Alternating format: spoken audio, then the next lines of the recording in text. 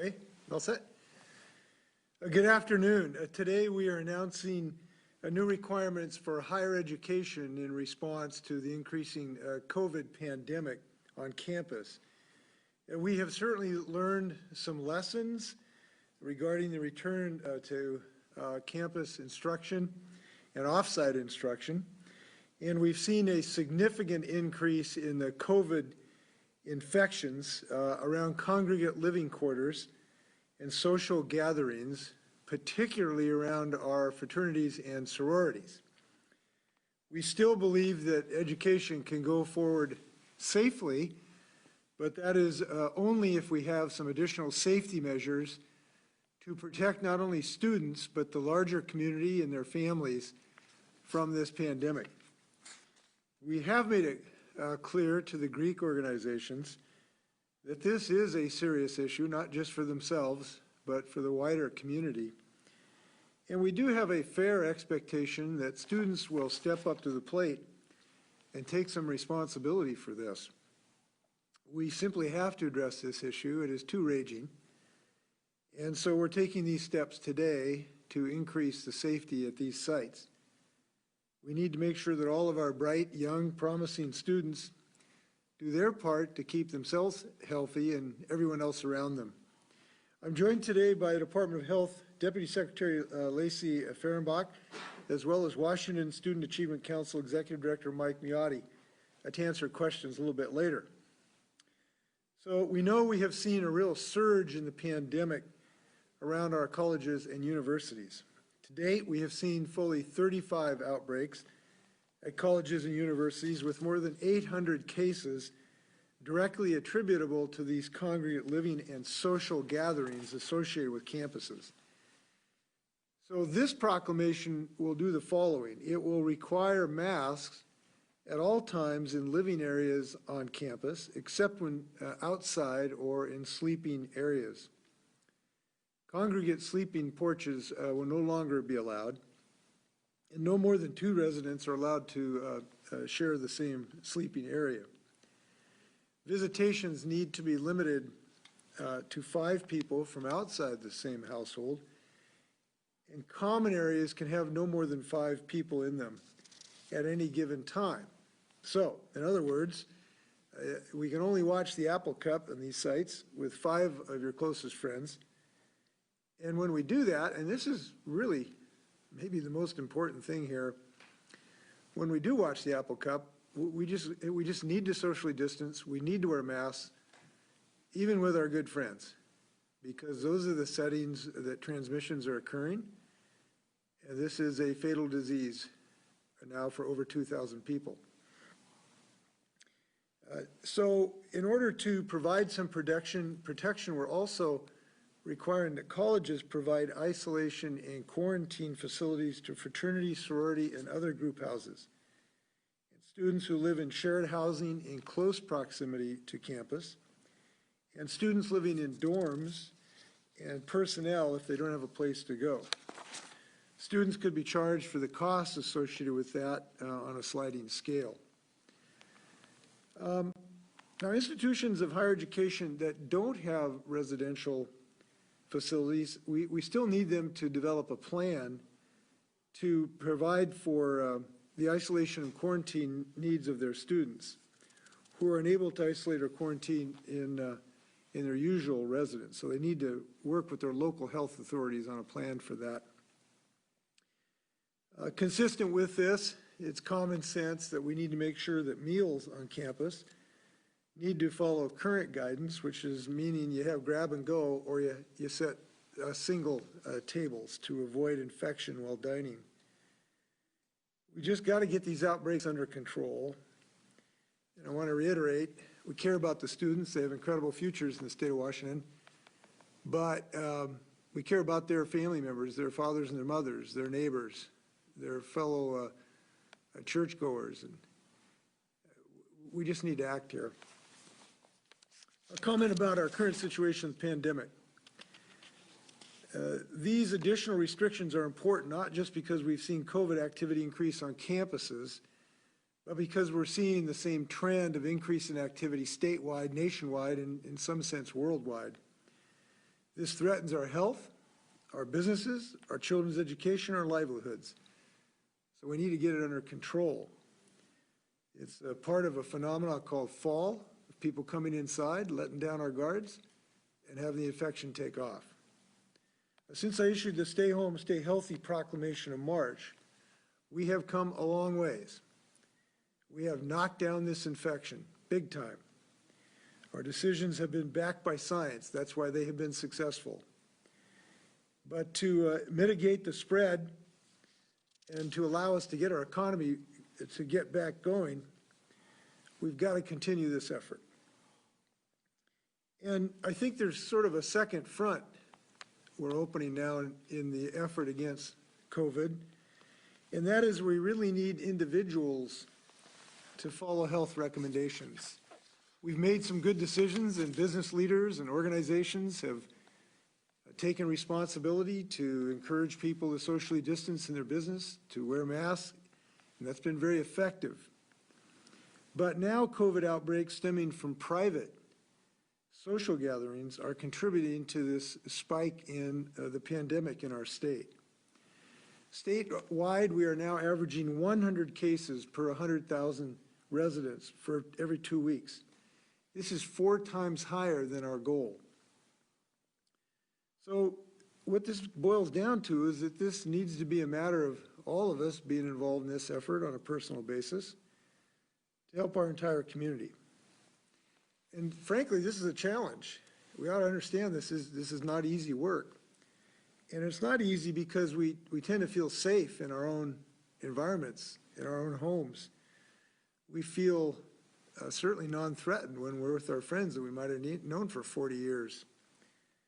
But what we're finding is people, even when they go into small groups and spend time with people in close proximity without masks, we end up having increased COVID transmission. So what we have to understand is that COVID-19 can penetrate any social bubble with enough time and without adequate preparation. People have now spent most of 2020 under these precautions, and we certainly understand how long this has been. We're all tired of this virus. But this virus is not tired of us, and we've got more work to do. This outbreak on college campuses really, I think, could be instructive to us as a lesson. It doesn't matter where you are. People in places that are well known are not necessarily safe. This virus doesn't care who you are or what event you're at or where the gathering is, whether it's a football game or a celebration at the White House in the Rose Garden. There still can be danger for people who are too close and who are unmasked. It applies to all of us, every citizen. We've had elected leaders in D.C. who've had political events who've been affected.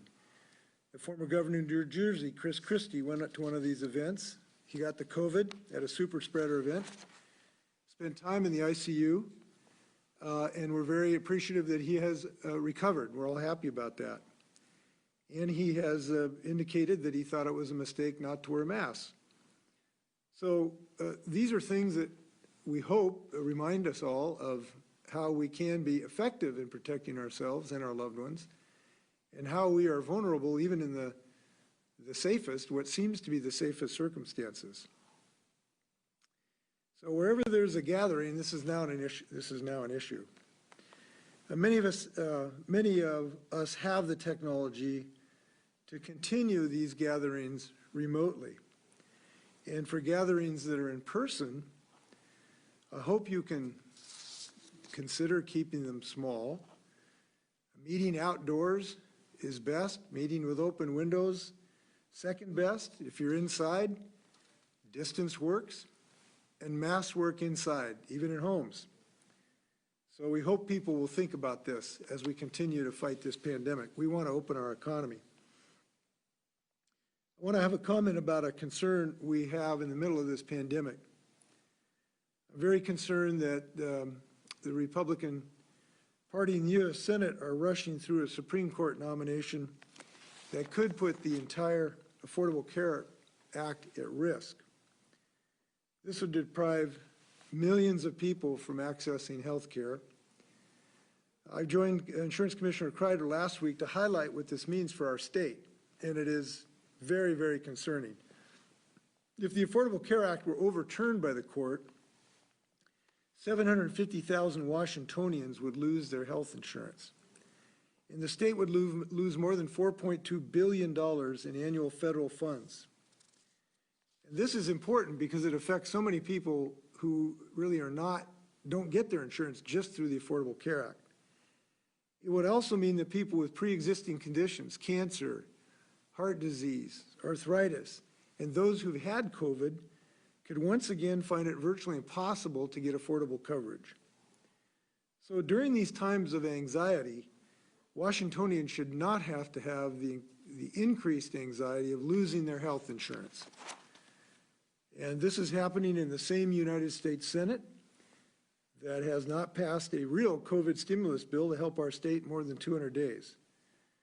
So they need to hear our voices to help them understand, don't take away our health insurance, do help our state be fiscally sound.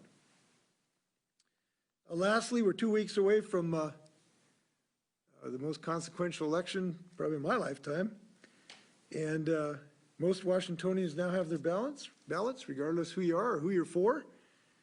So we hope everybody makes a plan to get your ballot in. We want to count all those ballots, no matter how they're cast. So with that, happy to stand for your questions. First question comes from Rachel with AP. Governor, how is the guidance on masking and gathering size limitations different from those that already apply to everyone else? And how confident are you that the universities will do a better job managing fraternity and sorority outbreaks now that they'll be required to provide isolation and quarantine facilities? Well, first off, I would say this is a direct requirement that the state of Washington is requiring this of these facilities. So it's administered not just through the universities, it is a direct requirement of the government of the state of Washington. And we have numerous enforcement tools should those become necessary. The isolation part is a requirement for the colleges to assist in the isolation, to make sure those isolation capacity is afforded to people, even if they live off campus. They do have the right to charge the Greek facilities for that, but they need to have a plan to help provide quarantine for their students. There is a difference between in the college system and some of the sleeping systems that are different than some of the other congregate settings. But we have done extensive review, and we think that this is appropriate and necessary given the very extensive outbreaks we have suffered. And this is not to pick on Whitman County, but we saw a huge positivity rate in Whitman County, principally related to this. They got hit first because they opened first, not because of any particular inability, but they just opened first. And unfortunately, we have seen the same thing play out on other campuses. So we think this is well tailored to the circumstances of college students and colleges. And again, I want to reiterate, there's this sense that it's only about the students. It's about everybody. Because when you get this big outbreak in a fraternity, it just can spread to the larger community. Anytime those students go home, anytime they go shopping, anytime they go outside. So this is a community problem stemming from some of these congregate living facilities. Rachel, would you like to ask a follow-up? Yes, on a separate topic, California's governor announced yesterday that his state won't allow any distribution of a coronavirus vaccine there until there's an independent review by the state's own panel of experts. Is anything like that being considered here? Yes, we are considering the right way to have an independent review. We're talking to some research facilities about that. It has not been determined exactly how or how to manage that process. But we will want to make sure that we have confidence, because we have to have a high enough percentage of people to actually take the vaccine to make it effective. Now, to be honest with you, the reason for the necessity of this is pretty clear. And the reason is we've had a very unfortunate multiple events of the president trying to, for political purposes, rush the approval process. As a result of that, people's distrust of the system has increased, something like by 15 or 20%. So it is because of that that you've seen what California has done, and we're heading in the same direction to have an independent review so that we can assure our public in Washington that good scientific decisions have been made.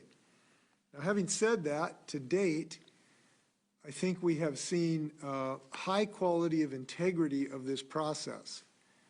We've seen the manufacturers be transparent in their protocols like they've never done before. We have seen them pausing their trials when they've had an adverse event, which is in effect a good sign because it shows they're paying attention and not just ignoring speed bumps or something that could be worse. That's a good sign. We've seen a good sign that some of the federal employees have pushed back against the president and said, no, take your hands off this process. So there's some good things happening that should give us increasing confidence against the corrosive impact of Donald Trump trying to politicize this. But yes, we will have a way to give people confidence in this system here in Washington State. Next question comes from Joe at the Seattle Times. Governor, given the upward trend of coronavirus cases around the nation and here in Washington State, are you considering any additional wider restrictions in the coming weeks here? Not at the moment, but this is an iterative process. We have to adapt. We look at the numbers every single day, and we're going to make the best decisions we can, but there is nothing in the immediate offing.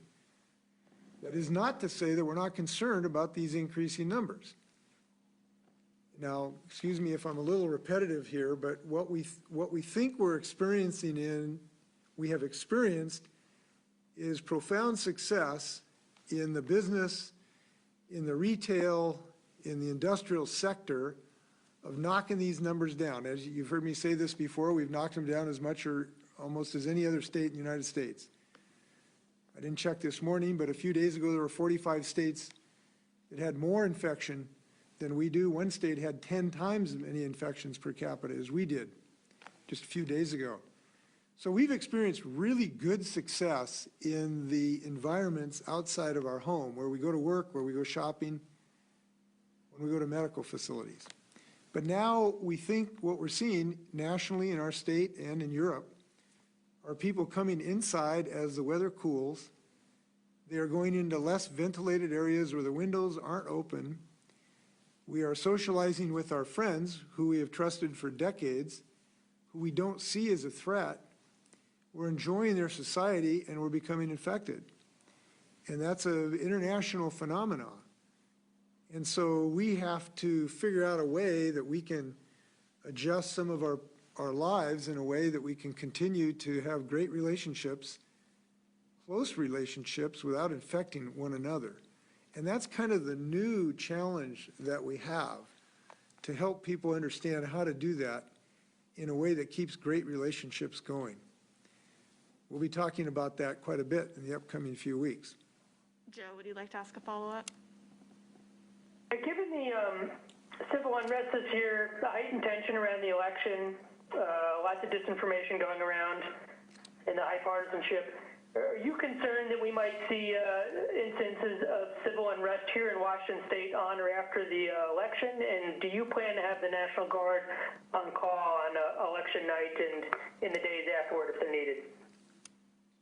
Well, I'm very hopeful that the margins of the election will be large enough that there's not a reason for controversy. That would be a great blessing for the United States. We hope that that'll be the case. We are considering, in a variety of ways, measures to make sure that we provide security.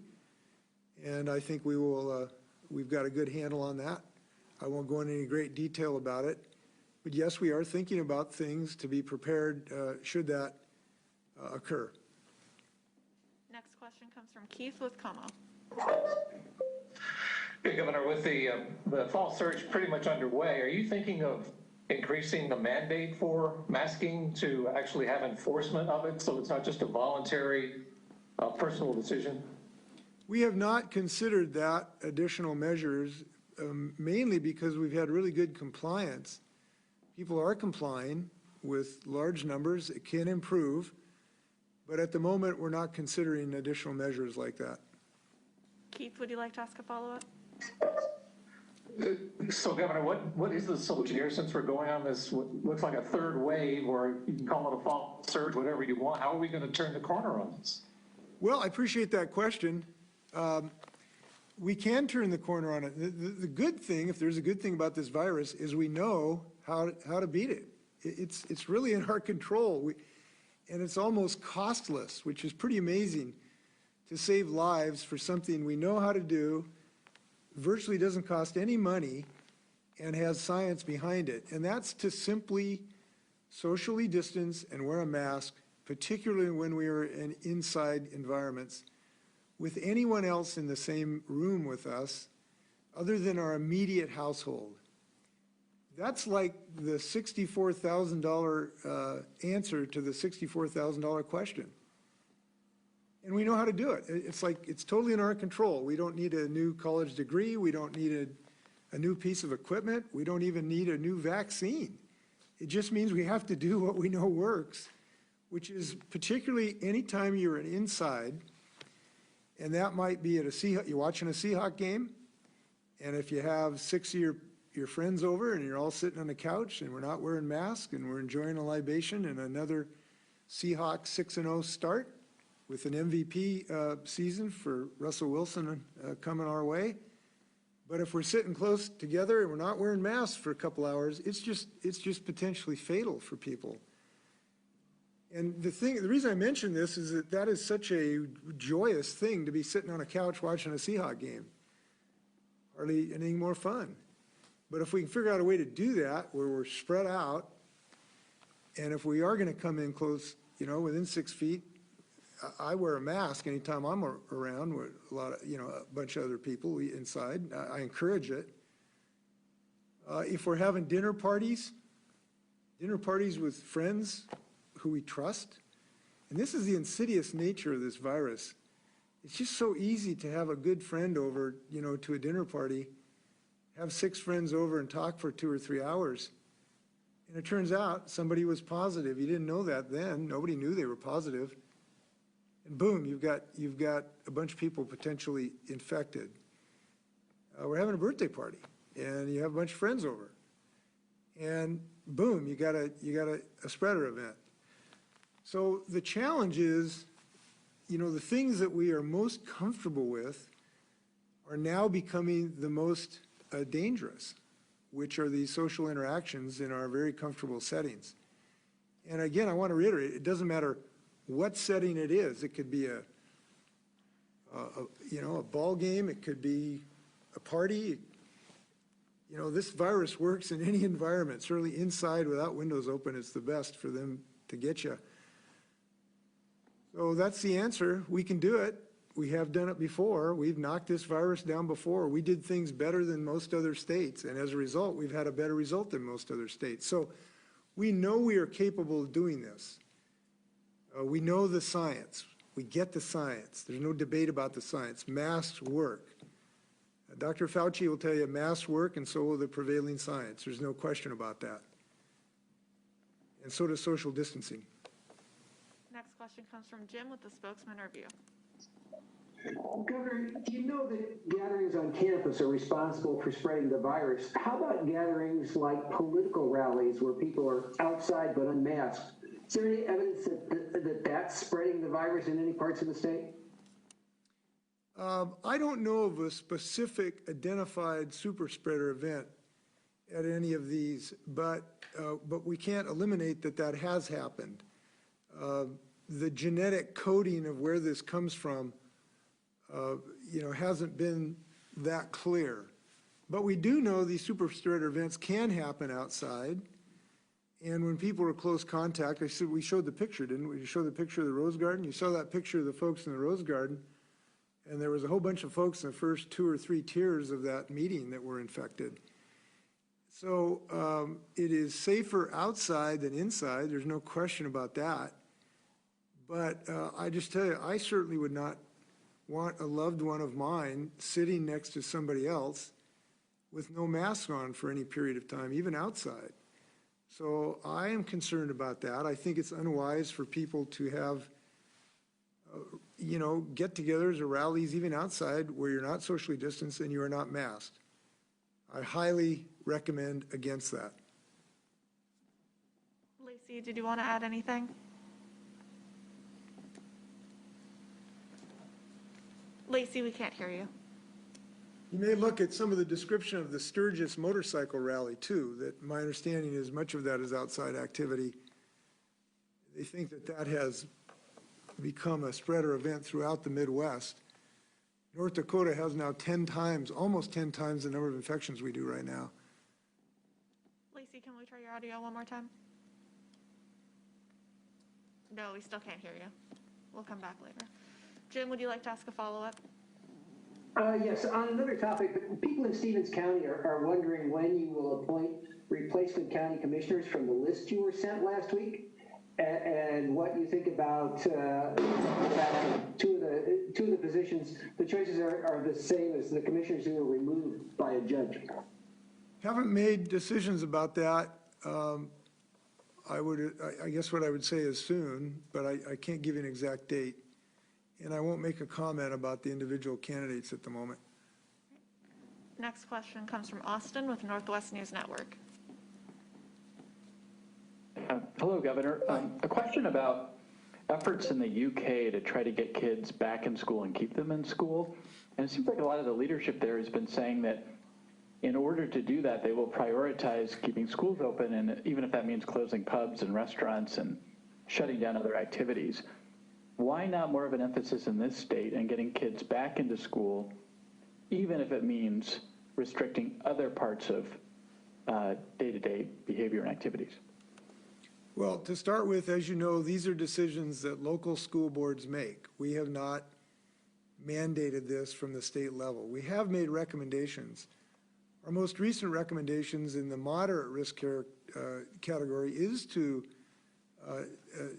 make moves to bring back the earlier grades, particularly, and finding a way to do that safely.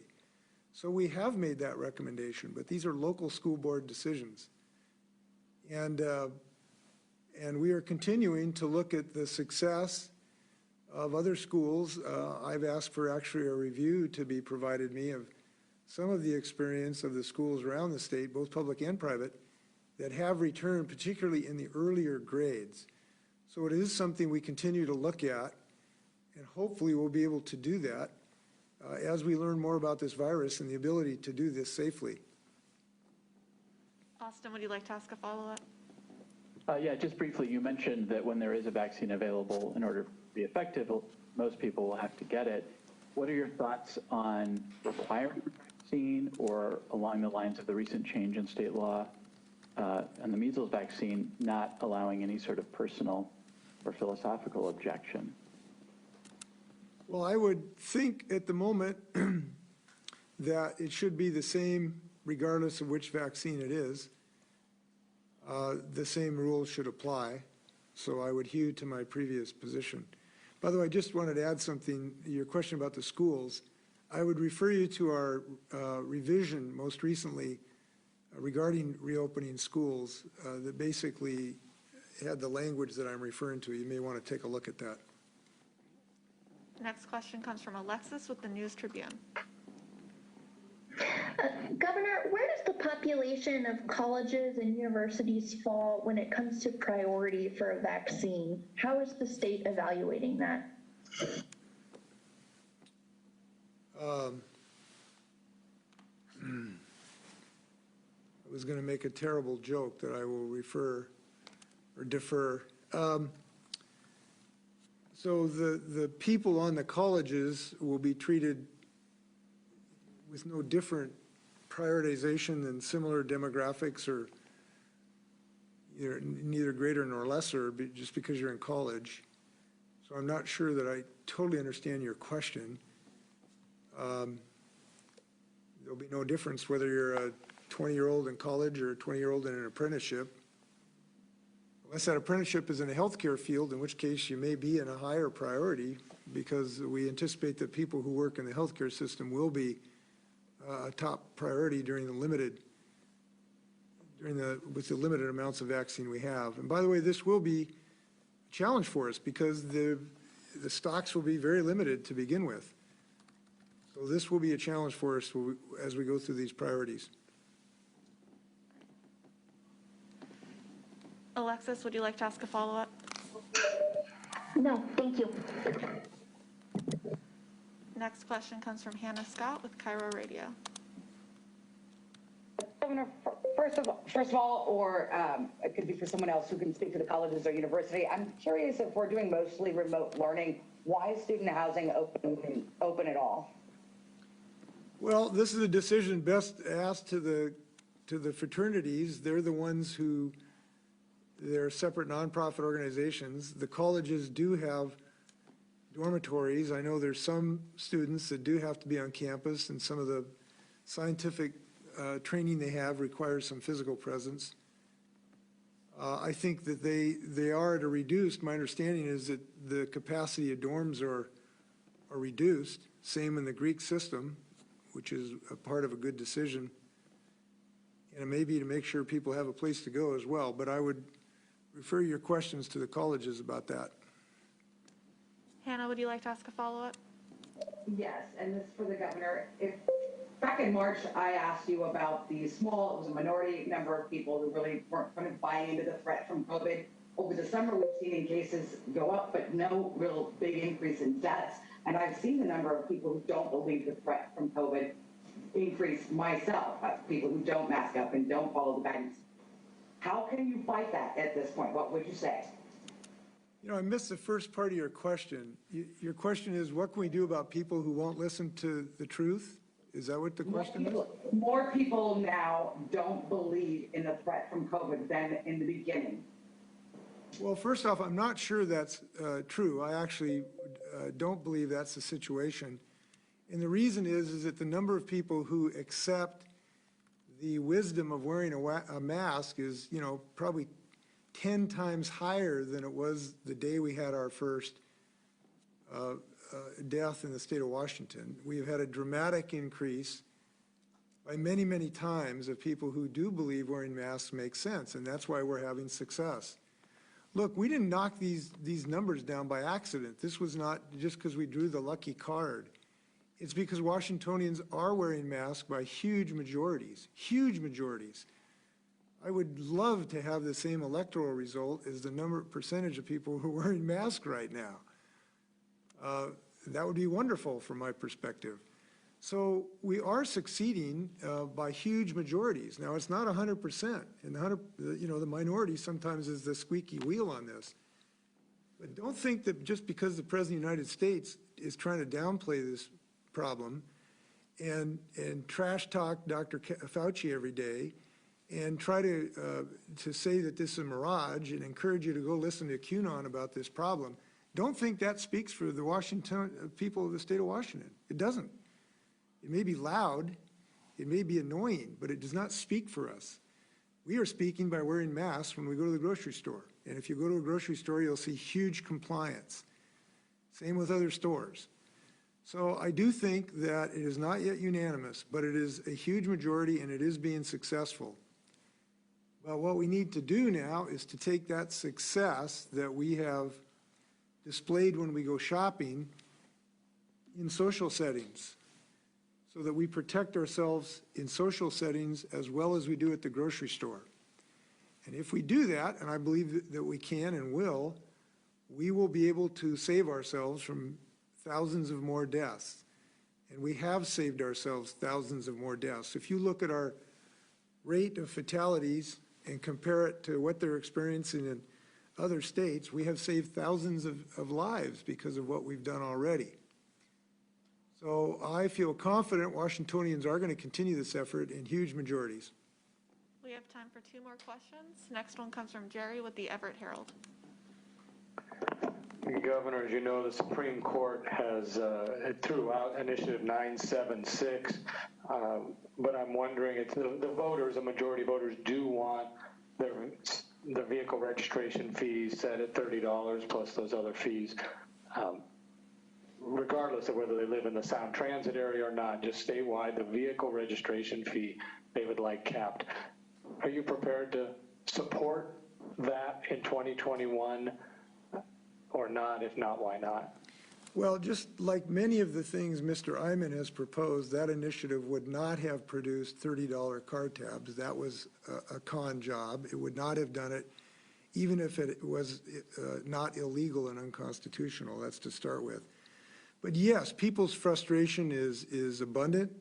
We ought to recognize that. I do believe we should be open to reforming the car tab system, but we need to do that in combination with a way to replace funds that would otherwise make it impossible for us to keep our bridges from falling in the river and potholes taking over I-5 and keeping our buses running. So I do believe that we ought to look at options to reform that system, answer the frustration of people in Washington, and at the same time find a way to replace that that financial source that keeps our transportation system running. We need a way to get to work at the same time. So in the next legislative session, I think that you're going to see that kind of action. Jerry, would you like to ask a follow-up? Yes, I wanted to go back to this issue with the college students. There may be some who think there's a mixed message here, and the college students may be getting a break in some ways. You know, events you mentioned, the Apple Cup watch parties and probably Seahawk watching parties, that's sort of are settings, as you said, settings where transmission is occurring. So one would wonder why you don't just take steps to prevent those settings from occurring by not allowing the University of Washington, Washington State University, to play football games this year, cancel the Apple Cup, and not let them, and thus not have those potential spreader events occur.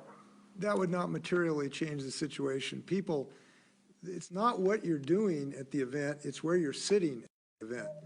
Whether you're watching the professional bowling organization or the Boston Symphony Orchestra or lacrosse, it's where you're sitting that is the risk. So that would, I don't believe simply having the games on TV are creating an additional risk. It's the socialization for whatever purpose that creates the risk.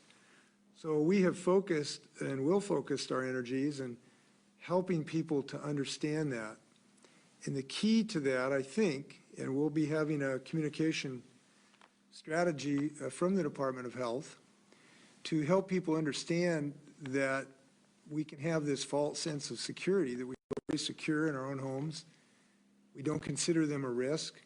We certainly don't consider our friends a risk, but if we're too close to them and we're not wearing masks inside, it's a risk. And so just helping people to understand that so they can make individual decisions to protect their health is the best we can do right now. So we're going to try to help out. And just to add to that, I agree with the governor. You know, people, we're all facing really hard decisions as human beings and families and friends as we roll into the fall, and we've been months into this social distancing. But, you know, the more people we interact with at a gathering anywhere, it doesn't matter where the gathering is, if it's in a fraternity or sorority house, if it's in your own house, if it's in your faith community, anywhere, the more we gather, the longer those gatherings are, the more people that are there, the higher our risk for transmitting COVID is. And even gathering with people you love may spread COVID-19. So as the governor mentioned, there is a toolkit available on the coronavirus.wa.gov website, and it is very easy. It's www.coronavirus.wa.gov/gatherings. There are tips for how to do game day traditions. There are tips for Halloween. There are tips for some of the holidays that we all love and look forward to celebrating coming up here in the months ahead, and checklists that you can use to plan your gatherings so that we really do this more safely. And we have that opportunity for social and human connection while we keep our transmission rates down and continue saving lives, as Governor Inslee mentioned. We just need to think a little bit like Russell Wilson. You know how he's got 3 people coming in on him and all of a sudden he squirts around and is outside of their grasp, so they can't get within 6 feet of him. We need to adopt that type of strategy. We can't let those linemen get within 6 feet of us. That's a survival tactic. We just need to be as good as Russell Wilson. Final question comes from Sally with AP.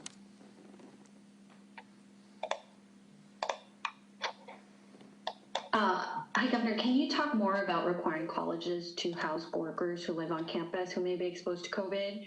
Will they have to pay to stay there if they get sick at work? And what precedent does this set for public employees during the pandemic?